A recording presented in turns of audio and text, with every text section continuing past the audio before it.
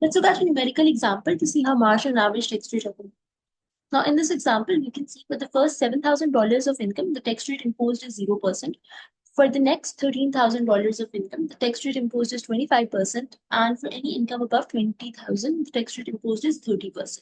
So let's find the marginal and average tax rate for someone earning first of $15,000 income and then $35,000 income. Let's first do it for marginal tax rate. Now, for the individual who's earning $15,000 of income, if we first find the marginal tax rate, so we need to see that the marginal tax rate represents the tax imposed on an additional dollar of. So it depends upon the income band within which the next dollar of income lies. So for the person with $15,000 of income, we know the next dollar of income lies in the second band of income, which is income greater than 7,000 less than equal to 20,000. And here the tax rate imposed is 25%, so that represents his marginal tax rate. For the individual earning $35,000 of the next dollar of income lies in the third band, which is income greater than 20,000. And the tax rate imposed on this band is 30%, so that represents his marginal tax rate.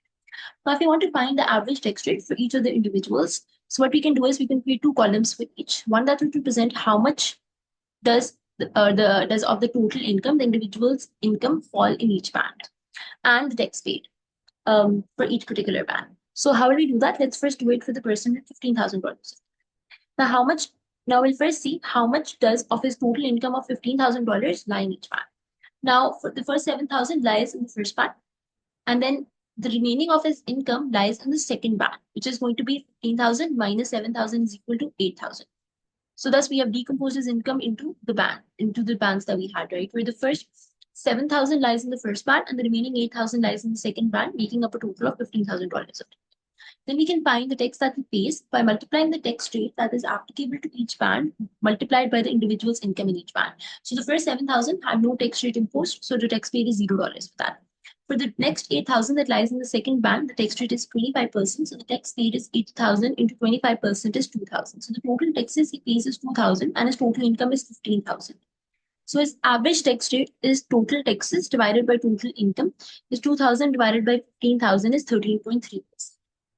Now, for the second individual who has $35,000 of income, we'll do something similar, where we'll first find how much does his income lie in each of the bands. Where again, his first $7,000 of income lies in the first band.